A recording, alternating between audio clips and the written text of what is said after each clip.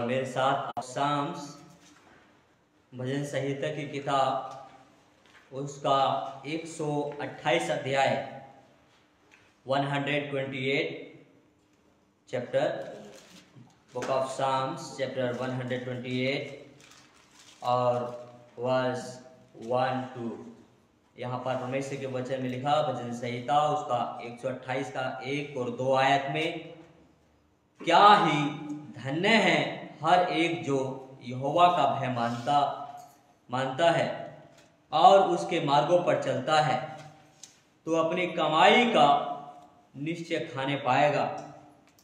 तो धन्य होगा और तेरा भला ही होगा। आमेन।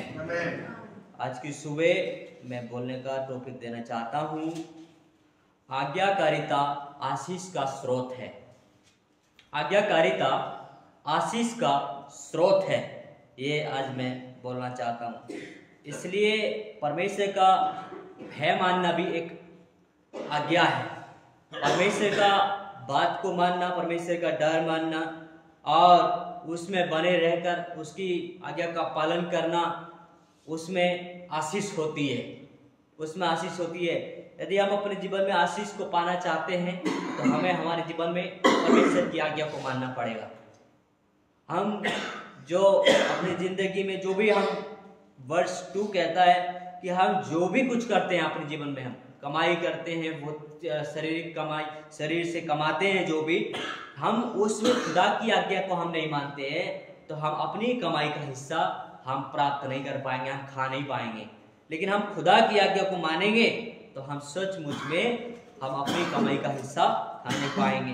परमेश्वर के वचन है धन्य होगा और तेरा भला ही होगा। परमेश्वर के वचन में ये लिखा गया है। इसलिए हमें परमेश्वर के वचन के अनुसार हमें उसकी आज्ञा जब हम मानते हैं तो आज्ञा मानना यहीं से आपके जीवन के लिए आशीष का स्रोत हो जाएगा। यहीं से आपके जीवन के लिए आशीष आनी शुरू हो जाएगी। यदि हम आज्ञा को हम नहीं मानेंगे तो हमारे जीवन में आशीष नहीं होगा, क्योंकि आज्ञा मानना हमारे लिए आशीष लेकर आता है। देखिए, आपको एक उदाहरण के लिए मैं उत्पत्ति की किताब 12 अध्याय में अब्राहम के साथ लेकर जाना चाहता हूं। अब्राहम ने जब परमेश्वर की आज्ञा को माना तो उसके जीवन में आशीष आया। अब्राहम ने जब परमेश्वर की आज्ञा को माना, जब परमेश्वर ने बोला कि तू अपने लोगों को अपने देश को छोड़ दे और जो देश में तुझे दिखाता हूं वहां पर तू जा, और परमेश्वर ने अब्राहम ने बिना किसी वार्तालाप की परमेश्वर की आज्ञा को मानकर वो भी पीछे से चल पड़ा, जिसकी वजह से उसके जीवन को देखो परमेश्वर ने कितना आशीष दिया गया है, कितना ब्लेस किया गया है और वो अपनी कमाई का निश्चय हिस्सा वो खाने पाया है।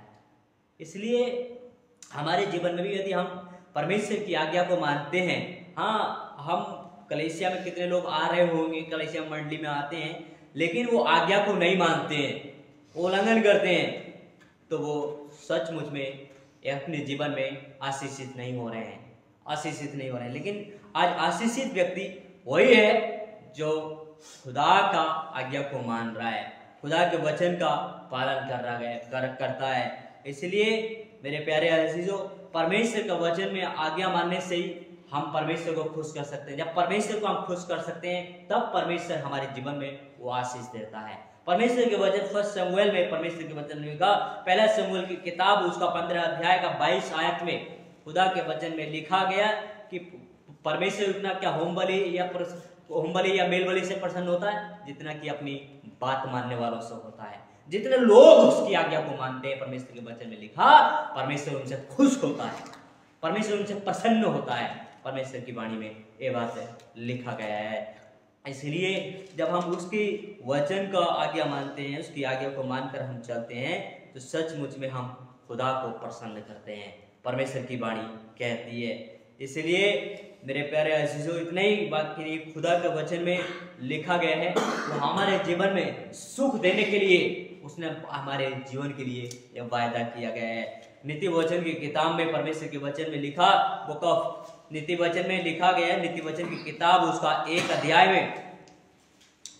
अध्याय और उसका 1 अध्याय का हम देखें तो 33 में खुदा का वचन में लिखा गया है। 1 का 33 में 33 आयत में 1 अध्याय का उसने कहा, परमेश्वर की वाणी में लिखा, परंतु जो मेरी सुनेगा वह निडर बसा रहेगा और बेखटके सुख से रहेगा।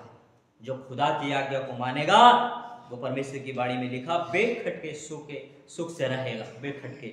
इसलिए खुदा का वचन हमें ये बातें सिखाता है कि हम खुदा का वचन जब हम मानते हैं, उसकी आज्ञा को पालन करते हैं, तो सचमुच में हमारे जीवन में आशीष का स्रोत वहीं से आता है।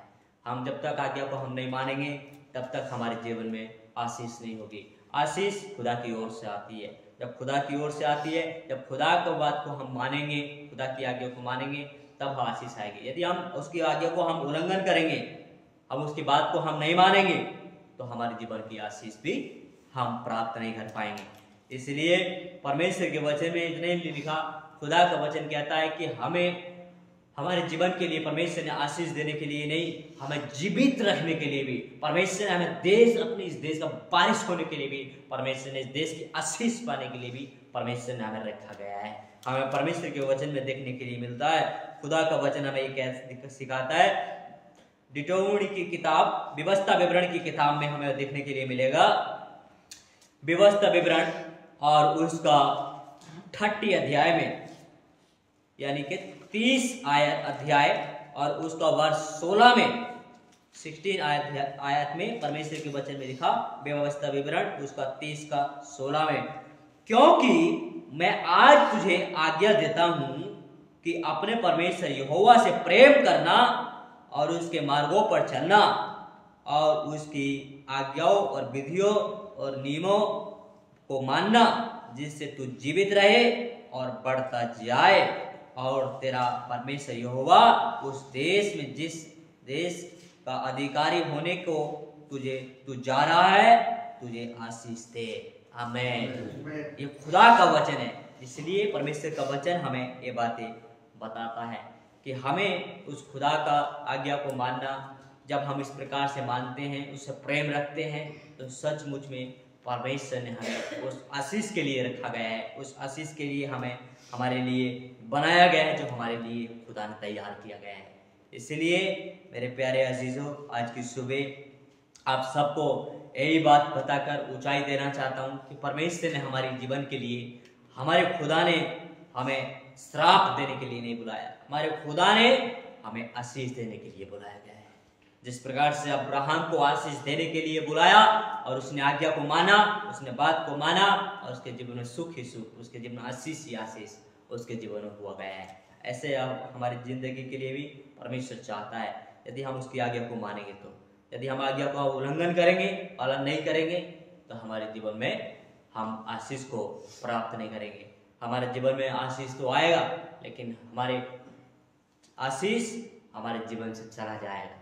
हमारे आशीष हमारे जीवन के लिए हम अपने जीवन में लाने की कोशिश करें शरीर से, लेकिन उसमें शांति नहीं होगा। लेकिन जो आशीष परमेश्वर देगा उसमें वो शांति होगी, उसमें आशीष जो है वो आपके जीवन के लिए ठहरेगा, वो आप कहीं जाने नहीं पाएगा, क्योंकि परमेश्वर का वचन हमें ये बातें सिखाता है। इसलिए आज की सुबह यही बात बताकर आप सबको ऊंचाई करना चाहता हूँ। ये खुदा का वचन है, प्रभु इस वचन के द्वारा हम सबको आशीष दे। आमीन।